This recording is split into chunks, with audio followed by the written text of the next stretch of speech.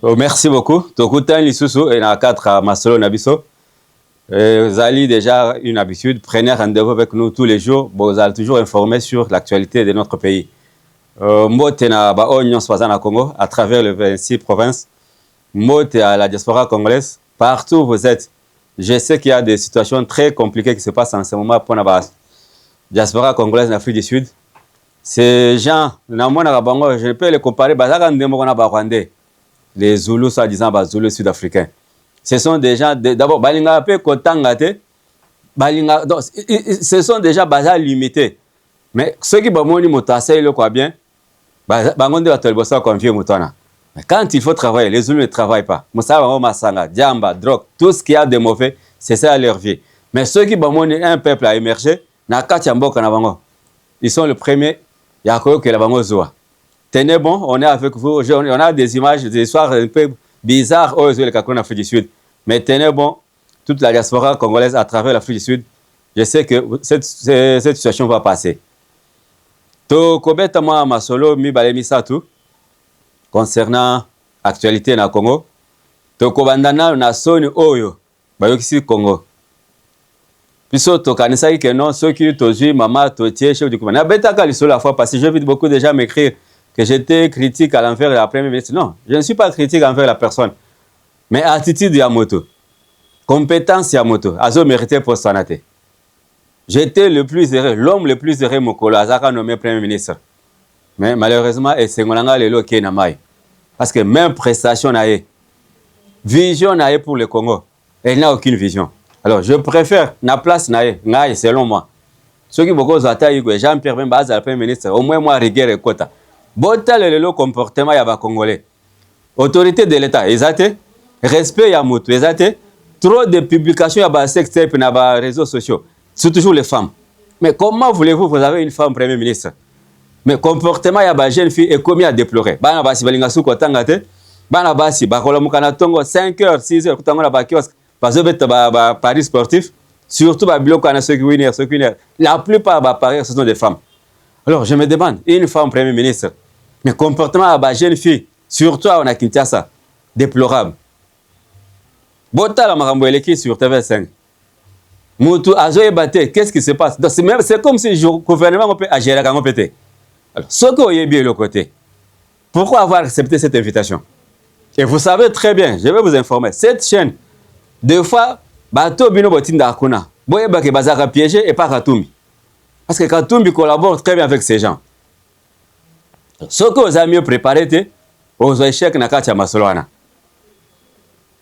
Ok, na yokuna, batuni makamba mikran, ozo bana makamba mususu, bazo tuna makamba constitution, ozo pesa article 89, article 89, ozo makamba mususu, qui n'a rien à voir na biloko ya changement de constitution. Alors, na place que Congo a yoka kasoni, tu as déjà fait ton temps, tu es entré dans l'histoire par le canal par lequel tu es entré. Alors, je préfère Osu Kanawana, parce que ceux qui vont reconduire aux ressources, c'est encore nous blesser davantage. Ce qui se passe au Congo, insécurité, et le Belagayo de l'autre côté. Naba ministre de l'Intérieur, Naba gouverneur, Moussousso, tout le monde a kawa. Donc, Makabouana insécurité et le Belagayo de l'autre côté. Donc, yes, c'est bien. Proboy, Naboy n'a pas blessé, vexé, ma maman, n'a passé un billet comme ça. N'a tiki n'a Makamboya, premier ministre. Mais je tiens à vous informer que pour tout ce qui est un peu comme ça, selon moi, il y a un déconabiso à Koufaki à Missi Valley, au Babomaka na Centreville. Selon nos sources en Afrique du Sud, le monsieur Abomaki à Missi, je ne dis pas, je ne confirme pas que c'est un député Abomaka. Il est présumé assassin à Missi, Ndeko Mukena. Le géant Mukena a été arrêté en Afrique du Sud depuis lundi. Pour le moment, les Sud-Africains sont en train de travailler en collaboration avec les services congolais pour voir comment le rapatrier ici à Kinshasa, comme ça, à Kokako, devoir repérer ses explications sur ce qui s'est passé cette nuit-là. Dans le niveau de la résidence, c'est Sika Kendek, Azaki Nandekonaye. Na boy Kotanga Kombo ya place en parce que tout le monde peut-être n'a pas habité. C'est la résidence. Pas bien que la résidence, ni la Renaissance, na niveau de Centreville, la Gombe. D'accord, c'est là qui est le côté. Ce sont les individus qui se comportent qui m'avaient. Ceux qui aillent, il y a des moutons qui sont suite à suite à dossier à Rebo, ils ont un mauvais traitement infligé. Ami si peu mususu, il peut pas bien. ba benga ya misi na bité soki eza coïncidence o pe beta film ye pe ko mona ya misi na bité ba misi mikolo ba sali la selini bazo nyoko baboy na tiki dossier wana j'ai un dossier o toko beta na bino le solo lelo dossier ya Frivao et le nom de Mutamba refait surface na kati ya dossier wana Frivao eza eu fond ou bien par fond oyo ba mbongo oyo structure oyo ezaki créé pour na ko gérer ba mbongo oyo ya guerre ya 6 jours ya Kisangani boyebi ke guerre wana bandeko bakufa kebele. Alors il fallait l'état afundaka Rwanda na Uganda seul Uganda animaka kofuta et dans ces administrations bongo yaka ebele c'est ainsi que ba créaka fond wana pour ezo akaba misolana e bomba pour que bako ko indemniser les victimes ya situation. Mais je me pose une question. Mbongo essaya des millions de dollars et compte na compte wana. Comment se fait-il que mbongo wana ezali affecté na babilo comme sous au lieu que ezala ba pesa ngo na bato baza concerné, c'est-à-dire les victimes oh ebele bazo kufa. Ebele bazo kufa. Timba kosila mbongo wana bato sous baliango. Oh ya liboso. Bono Mutamba linga ki batonga prison. Et qui est dans le passé. Mutamba na prison. Deuxième dossier bimi. Directeur, celui directeur après Frivao. Yepe azope mbongo. Après ça, batonga zo. Non seulement l'argent est sorti, mais cet argent est déjà dilapidé. Mais zo angope il fallait pas réhabiliter na Kisangani et tirer pe ko salamate. Est-ce que priorité ya mbongo ya Frivao? Eza bato ba victime ou bien ce sont des projets inutiles pour na kolia mbongo ya ko détourner mbongo? Je sais que le monsieur Bastiaki déjà maboko. Mais je préfère que bato nyonso bazaki mbongo, entreprise bazaki mbongo. Pour na réhabiliter zo, bakanga batwana. Parce qu'on ne peut pas comprendre. Pendant que batwana bazo souffrir, il y en a oh bampita bango ba maboko, mususu ba perda makolo, mususu n'habite bana bakufa. Il y a des femmes qui se sont retrouvées comme ça veuves, sans mari. Ba mususu bana batisika se retrouvent ba orphelins, ba parents bazate. Pour nini Uganda na Rwanda ba bunda na Congo na invitation ya Kaname.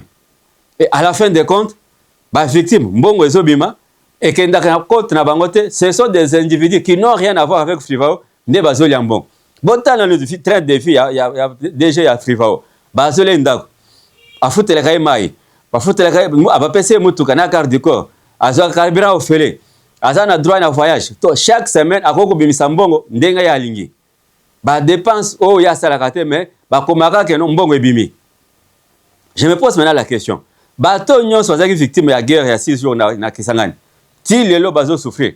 Mbongo wana ekosungama mkolini. Basila.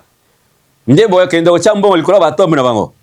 Soyons un peu sérieux. Et tout ça nazongi suko na premier ministre. Premier ministre aibi ba dossier wana. Je sais que aibi ba dossier wana. Mais poni na lobela kangote.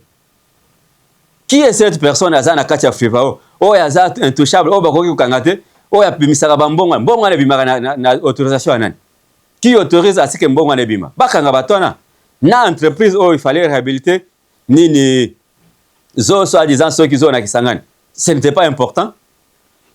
Ce n'était pas du tout important de réhabiliter zo. Pendant que bato bazo kufanzala. Bato bazo kufanzala. Bana bazo tangate. Des orphelins abandonnés. Beaucoup de gens bazo souffrir. Mais bino bazo zambongo bo pesa moto. Oh non, bakende ko réhabiliter zo. Sko zo pe et salamité. Mbongo et monanité. Sko to chango sko na kontané. Soyons un peu sérieux.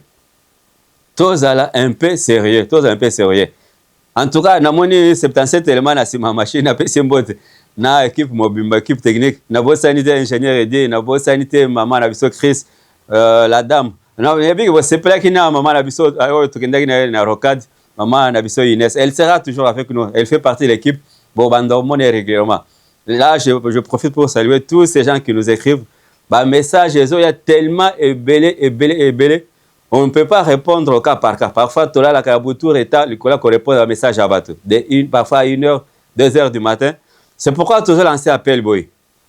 Au lieu que tout ça, l'émission Mobimba dédicace, écrivez-nous. On peut vous remercier qu'à travers peut-être un anniversaire. Vous avez un anniversaire.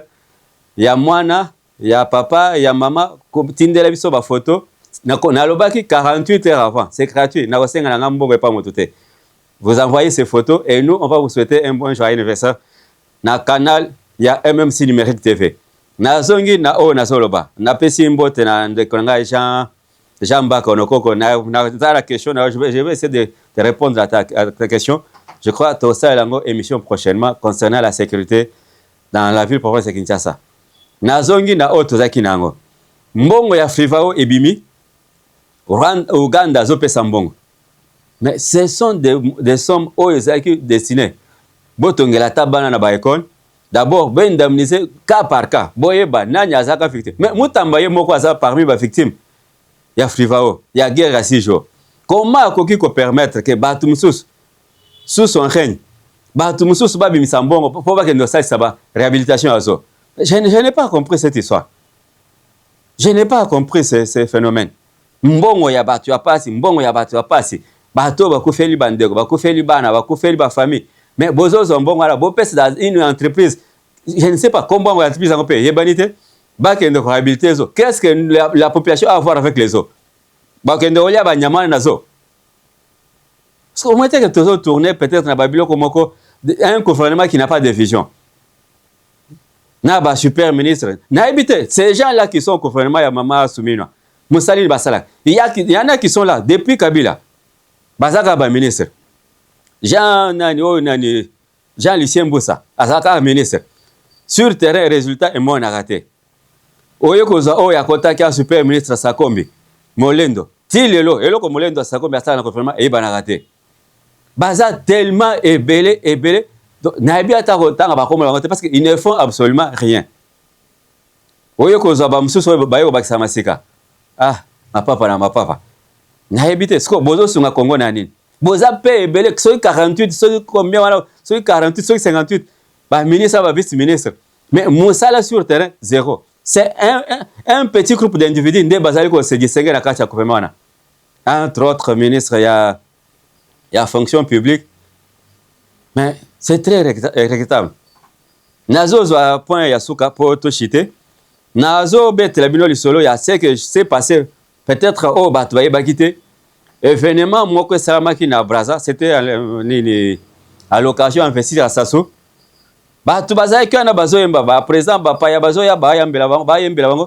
Mais il s'est passé des choses terribles dans Congo à Braza.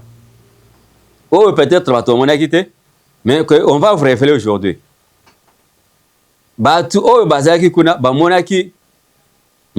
Étrange. Ce qui s'est passé lors il y a arrivé il y a Paul Kagame dans Batunaye. Paul Kagame mission naye ezaki ko pesa mbote ya président ya Burundi te ya Ndayishimiye. Non. Leur mission c'était déjà bien organisé avec tous les services de sécurité rwandais na Oizakana Braza na bao Botaki Rwanda. La mission c'était pour empoisonner le président burundais Ndayishimiye. C'était ça leur mission. Nzambe pe le kola to bakala la raté. Dieu a voulu que le monsieur il s'est ressaisi à boy ko zambote ya batwana.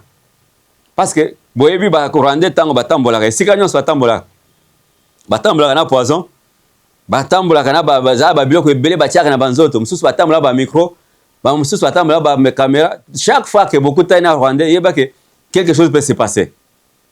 Heureusement Ndayishimiye pe aboya opesa mbote. Non, abeta ke karaté. Il sait ce qui a été déjà préparé. C'est pourquoi Monaki a salaki chez Sona. Et je crois que quand on a analysé les images dans le labo, on a trouvé que non, il y avait déjà quelque chose qui a été concocté pour Bassal Ndayishimiye Mabe. Quand on veut éliminer Ndayishimiye na Burundi, c'est pour que Baz a remplacé un président Tutsi. Comme ça, ou un Museveni na Uganda, Kagame na Rwanda, un autre individu Tutsi a régné na Kacha Burundi. Bango balingite ke Bahutu bazo pouvoir na Kacha Afrique. Non, ba kaka ekiri na bangwana na boy ko tanga ba kombo na bango. C'est un peu ça la situation au bisoto vivaki na Kacha Brazzaville. Ceux qui bino bomonaki Kagame ayaki lokola mutu moko donc akoma na yeko bima lokola mwana moko malamu mwana classe. Mais Bomikosa c'est un homme très très dangereux na batunaye. Ils sont très dangereux, ils sont prêts à tout. Donc place tout bakuta na un président africain oyaza obédience mangote ba osale mabe. C'est ainsi qu'ils avaient préparé ce coup contre Ndayishimiye. Heureusement pour nous, heureusement pour le Congo parce que Ndayishimiye azali lokola mur oyekangi entrée ya Rwandais côté ya Uvira. Ba yebi ke kuna ceux qui ba réussir, c'est terrible pour le Congo. Ceux qui va réussir comme Ndayishimiye, ils vont chercher à remplacer par quelqu'un d'autre. Ndenge balinga ki basa na Tanzanie pour balongola madame na biso Salumu ba tia mutu mususu. C'est un peu ça la situation aux ezali kolekana kati ya Afrique na biso to beti sur Afrique du Sud. na bete bino lisolo ya oyo ezali koleka epa na biso ya Congo bato bazali koyokisa Congo soni bakomi ebele. Alors nous devons faire très attention na batwana. Je vais un peu nakota na muke na dossier oyo nalinga kutu kobeta masolo batote, mais c'est très honteux. Comment na ba publication Mati Ekiti Ekeye Zongi, publication concernant l'ancien ministre, ancien député Willy Bakonga. Alors, je suis en train de vérifier. Nameka ki ko zo contact na quelques élèves. Apparemment, ils ont na classe au bayebi makambo, mais baboy koloba. Alors, je ne vais pas prendre les risques et à confirmer les kambo, mais seulement selon leur dire. Bazali koloba keno. C'est un peu ça. En résumé, réponse au Pessakinga Yakwana. Je suis allé à Sévigné na Bandal. J'ai essayé de causer avec quelques filles qui étaient là. Na ndenge na biso, ya ndenge investigation. Les attaques que non na ke bonato na oh maman attends. Je sais comment on procède. Na ke na o ya Kasavubu. Presque les mêmes paroles. Na zonga wa côté Akai na Kitambo. Presque les mêmes paroles. Alors en conclusion, ezana bana basi bakota na kati ya mouvement wana. Mususu basomba bango, mususu basi balia déjà mbongo, mususu basi balia déjà mbuma ndenge tolobaka. Mais vérité est koyeba banaka parce que recherche ezali tellement belé. Tokoti siko si batu na moi c'est toko ka koyeba qu'est-ce qui se passe na kati ya dossier wana. Mais c'est aussi une occasion de lancer un message na ba autorité. Oh yo ba gérer la sécurité à la Kinshasa, surtout pour l'éducation à bana. Maman Soumina, je reviens encore faire faux. Ce sont les jeunes filles qui sont abusées. Yo sa maman, mais quand on a le dossier au de près. Parce que milinga bima kapamba te soko moni milinga bimi c'est que moto za na sewana. Jamais comment na milinga bimi sans que ba pelisa moto. C'est que moto ezali. Alors, toboyi esika éducation et comme esika de prévention de mers te. Et ça ça malamu te. Moi na bima ke kende otanga. Bon mona ki la fois passée na boya ki kolobelango. Parce que ça biloko soni. Et ça na prof moko na campus. Prof ana mosana za robebi sabana batu. Ba étudiant to bakenda otanga kuna. Ceux qui ont sali travail ou bien TP na yo ou bien au premier le quoi directeur ya travail. Yeba ke na soka il faut céder les autres. Donc ceux qui ont sali bongote travail na yo akolandela ngote et puis au risque pe aux à la journée parce que tu n'as pas présenté un bon travail ou bien tu n'as pas présenté un travail. Au moins qui étudiant to quoi bête prof moko. Ça s'est passé, je savais malheureusement. Na Inuki, prof a piqué crise, il était dans le coma, même qui était à l'hôpital. Tout ça pourquoi? Parce que c'est une pratique qui s'est installée. Parce que si Mayabato, vous allez trouver un député, professeur, un ministre, professeur d'université, un avocat, professeur d'université, ils ont utilisé ce qu'on puissance pour dominer sur les jeunes filles. Non, ceux qui n'ont pas de c'est bien combo ya bateau, bizarre na bana, na école. Na ba université et aux alassons on a scandale parce qu'on a toutes ces preuves, on a ces informations, mais on ne fait pas le mettre à la place publique parce que les appels sonnent parce que vous allez trouver que bah toi na ba appels ba parents na bana na ba sinanda mais ce qu'ils font sur les enfants d'autrui et aux alaka passe. Alors je me pose une question, ceux qui moi na bato sali boy jour pe ko ka keno ba sali moi na yo bongo oko sepela ou bien ko silika. Alors, faites à autrui, oh yo lingi basala. Donc, c'est oh yo lingi basala yo. Sala ngope bona batum sos. Oh yo lingi basala ote ko sala ngope batum soute. Ndego zali ko batela bana yo. Batela pe bana baninga.